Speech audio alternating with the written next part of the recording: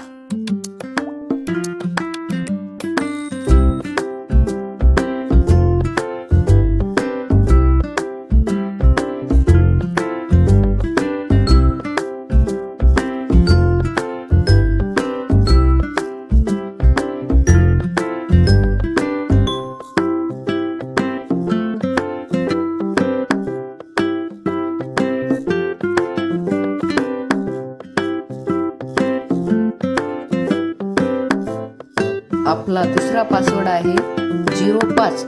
0505 दोनदा टाका.